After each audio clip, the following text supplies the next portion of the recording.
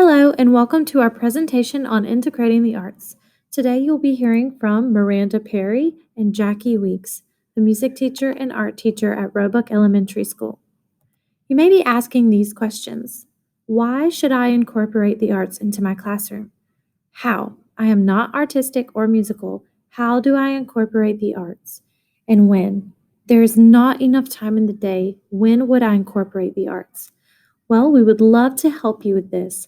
Let's discuss 5 ways you can incorporate the arts into your classroom through song, play, illustration, graphics, and posters and models. Learning through song. We can all agree that learning a concept through song is an incredibly helpful tool. The best example of this is how each one of us have learned the ABC song before we were ever able to read or write. Memorization through song is powerful, and most of you are already using this method in your classroom.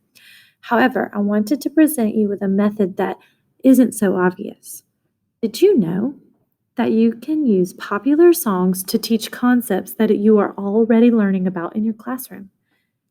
Incorporating popular music is a great way to get your students thinking and writing about topics such as theme, point of view, inferences, mood, author's purpose, main idea, sequence, figurative language, and so on. So, let's get creative with how we can incorporate this method. Here's an example of how a teacher can incorporate songs into their lesson one day per week. Each Tuesday, we listen to our Tuesday tune. This week, we will listen to Lean on Me by Bill Withers.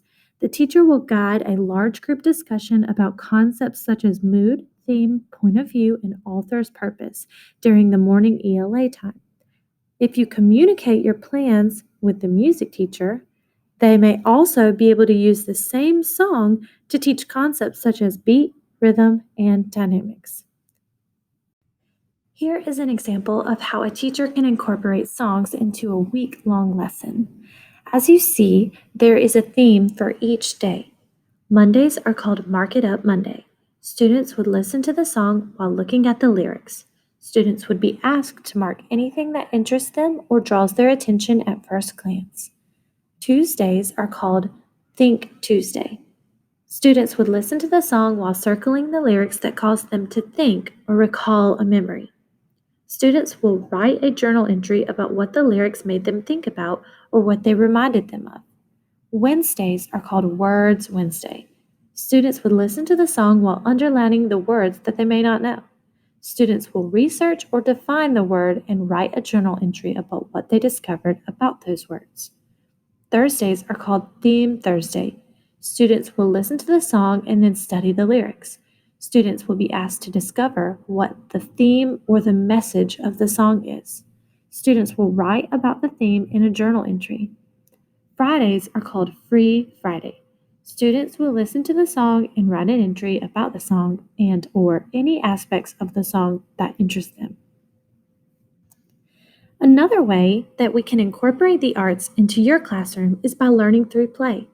Research shows just how beneficial free play is for young learners. Free play is when you allow investigating and learning to be student-driven, supplying your students with a range of materials to experiment with and explore will allow them to learn a variety of concepts. Here is an example of how a teacher can incorporate learning through play using musical tools. Science of Sound Free Play is a wonderful lesson. All words used here are used frequently in science and music. They go hand in hand with one another. Pitch can be explored through a ruler, but it also may be explored through a xylophone. Students can explore how longer keys produce a lower pitch and shorter keys produce a higher pitch. Students may experiment with how a piano's sound produces sound waves by using a program called QSynth. This program is part of the music curriculum. This program allows students to play with the shape, waveform, size, volume, and frequency of sound waves. Students may explore the acoustics of a guitar and many other instruments. How does the design of an instrument impact the way that sound moves and vibrates? Speaking of vibration, vibration is a music teacher's favorite lesson to teach. Instruments are categorized into families based on how they vibrate. You may experiment with how different types of instruments create vibrations. For example, idiophones are instruments that create sound when you strike, scrape, or shake them. See the examples here. Allow your students to create each type of instrument listed below. Now, if this is something that intimidates you, or maybe you're just not sure where to start, contact your music teacher. And please know that your music teacher will be more than happy to team up with you on this. We are one big happy team with one goal in mind, and that's helping our students learn. Oftentimes, children lack the vocabulary to properly express themselves. Illustrations can provide students a method of supplementing and reinforcing their writing assignments. This could take the form of a simple drawing to go along with a paragraph or poem, or perhaps students could create their own comic strip or graphic novel. The frames could help students with sequencing, and this could be easily incorporated into almost any subject. Templates are available for free online, and blank graphic novels are available on Amazon. There's even a program that allows students to create their own graphic novels digitally. Posters are another great way to allow students to communicate what they have learned. Posters can be made about historical events, earth science, social studies, or the scientific process. Posters can even be made to demonstrate a mathematical formula and use illustrations as examples. 3D models are another great way to incorporate the arts, and I have seen some great animal habitats and solar system replicas in many of your classrooms.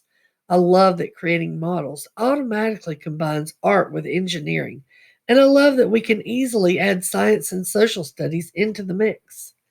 Performing arts, such as drama and theater, are a great way to reinforce lessons.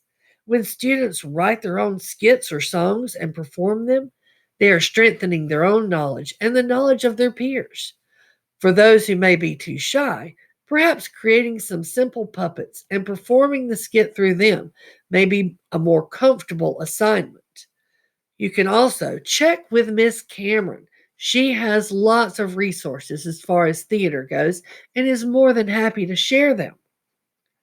The work of many artists can also be used to accentuate lessons in other subjects. I have an art lesson planned for fourth grade that focuses on Wayne Thiebaud's cakes. Students learn math concepts in creating their artwork. Plus, there are math lessons that use cakes to teach fractions, money, and Venn diagrams. Let me know if you would like a copy. We love all that you have already been doing. It is truly impressive, and we are here to assist you if you need us. Thank you all for working so hard to make our school such a strong educational team. If you have any more questions, please contact us through the email addresses below. Thank you for incorporating the arts.